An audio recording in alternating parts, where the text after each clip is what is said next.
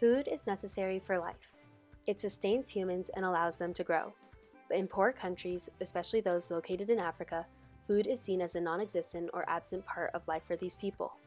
In Ethiopia and Eritrea, food serves the same purpose as it does in any other country. It is there to nourish and provide energy for the people while bringing the community together. But this is not the way that a majority of the people see it. People outside of Africa tend to see these countries with only one perspective. They see these places as locations for extremely skinny, malnourished children without any guidance or care from their family. Ethiopia and Eritrea are seen as large countries filled with starving kids. Because of this, the entirety of Ethiopia and Eritrea's beautiful cultural heritage and the food that they offer are ignored and forgotten. But what is this other's perspective that so many others in Ethiopia and Eritrea are living out? Ethiopian and Eritrean food is a variety of lentils, spices, and meats that come together to be eaten and enjoyed by families and friends.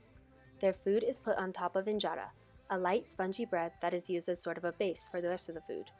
On top of that is a combination of whatever dish you prefer to eat. It is usually accompanied by lentils or wat, which is a spicy stew-like dish. Dairy and meat are not regularly eaten because of their high prices. Because of this, they are usually only served during holidays and special occasions, such as Easter, Christmas, etc. Even for those that do not have a large amount of money to spend on ingredients, dishes such as Timitim Fitfit are offered. This dish, mainly made up of vegetables, injera, and olive oil, is affordable and is also extremely filling. So with all this variety of dishes to eat, why does Ethiopia and Eritrea receive the stereotype of being countries separated by famine? There are indeed parts of Ethiopia and Eritrea that experience hunger, but there are also parts that experience community through the food that they eat. The reason that Ethiopians and Eritreans are so skinny are not simply because they do not have food.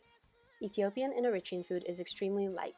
Their main dishes tend to revolve around lentils filled with protein, and most of their dishes are nutrient-dense and low in fat. The injera that is used to eat the food is made of teff, which is high in iron and fiber.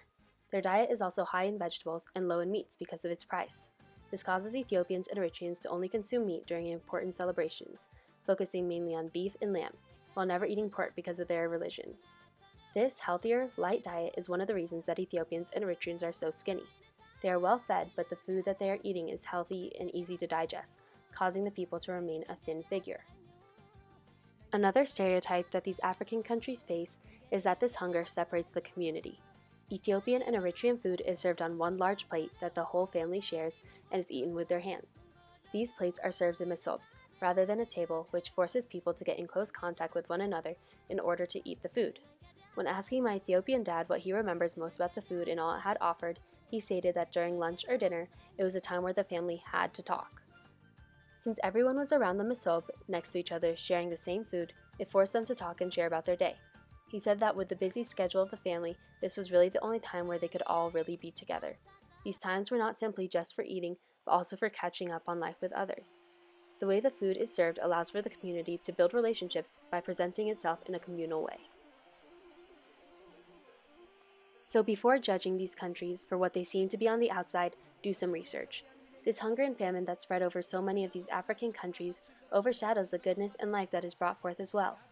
People assume that anything that they physically see is the result of starvation, not taking into consideration the diet of the people. I'm not saying that horrible things such as hunger do not occur in these countries, but what I am saying is that we are warned by Chimamanda Ngozi Adichie how dangerous a single story is.